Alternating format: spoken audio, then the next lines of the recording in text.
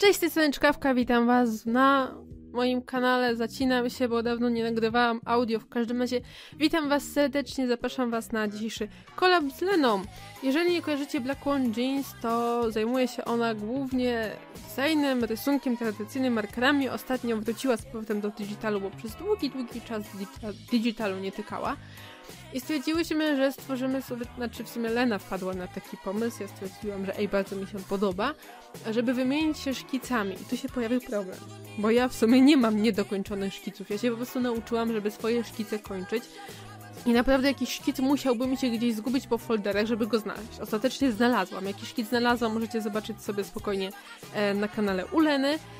Natomiast ja od Leny dostałam taką dziewczynę w mega wygiętej pozie z piłką na ręce, czyli perspektywa dłoni się kłania.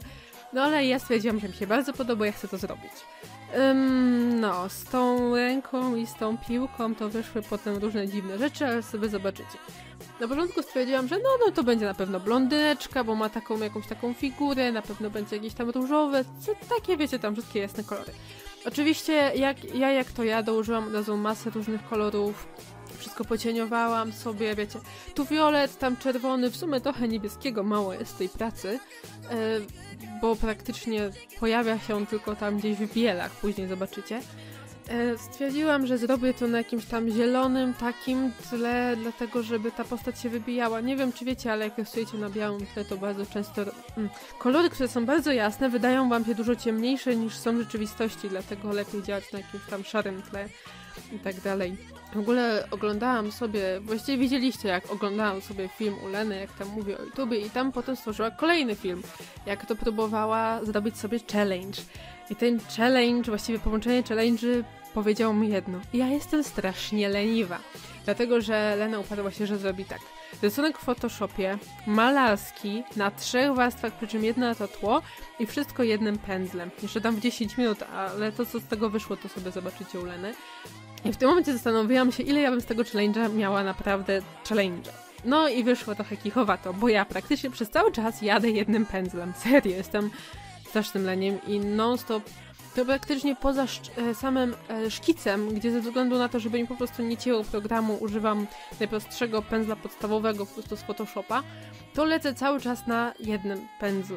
No tu potem na samiutkim końcu użyłam innego, a tak cały czas jedyny pędzlu, czyli jeden podpunkt odpada, to wcale nie będzie wyzwanie. 2.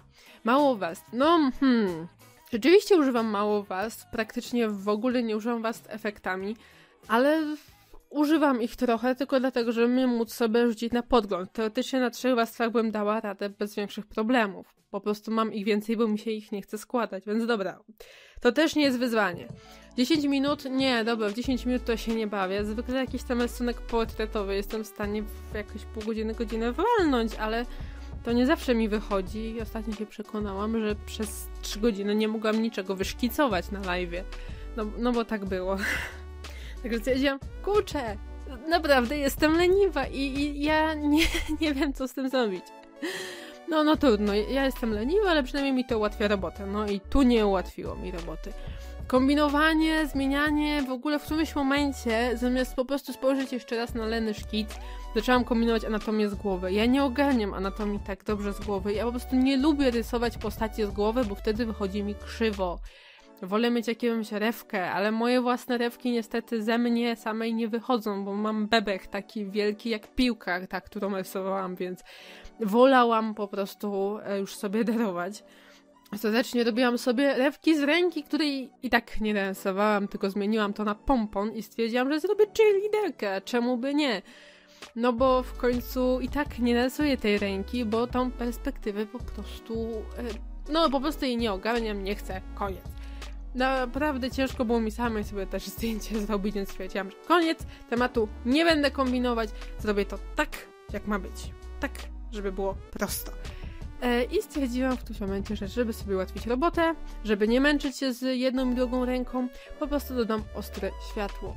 Ja od czasu do czasu używam efektów warstw, żeby zrobić sobie jakieś tam na przykład konkretnie widoczne cienie, żeby wiecie, jakiś tam konkretny efekt uzyskać, a następnie po tym jeszcze raz na nowej warstwie i jeżdżę sobie tak swobodnie malując, tak jakby to była zwykła warstwa koloru, nie tak jakbym kiedyś to nałożyła, ale w sumie to, no po prostu rysuję sobie potem jeszcze raz.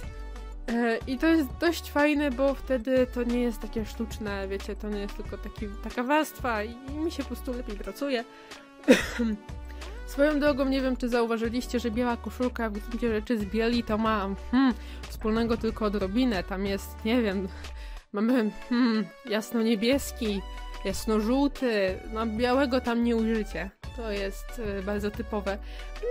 Nie uważam, żeby to było potrzebne, to jest raz, a dwa, tak się nie maluje. Po prostu jeżeli używacie tylko jednego koloru, to potem to wygląda właśnie tak szaro, smutno, a wszystkie kolory się od siebie odbijają, także tu się gdzieś od skóry coś odbija, tam się odbija coś od jakiegoś tła, dlatego jest bardziej zielone.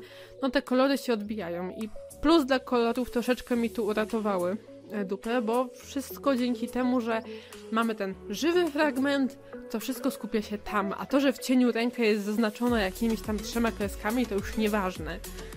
Tak, to jest nieważne. No.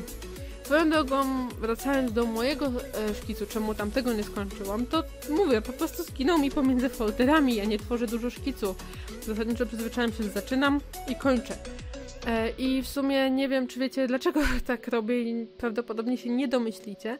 A to dlatego, że jak jakiś szkic czeka na dokończenie dłużej niż 2 tygodnie, to prawdopodobieństwo, że go spieprzę jest po prostu no takie 100%, nie?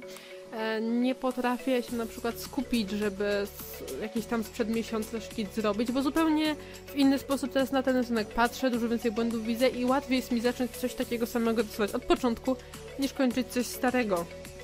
Natomiast tutaj jakiś tam szkic znalazłam, nie? Żeby nie było. W końcu był i o tym akurat co dam Lenie to zapomniałam. Jakoś się znalazł w folderach. Natomiast w tym rysunku jeszcze tak z tej szkicowości, nie wiem czy widzicie, ale momentami ten taki rysunek tego obrysu gdzieś tam zostaje. Ja go potem gdzieś tam wygładzam, żeby on jakoś tam zniknął, ale cały czas jakby tam jest. Właściwie nie wiem, co wam mam tutaj jeszcze do opowiadać. Tak się zastanawiam.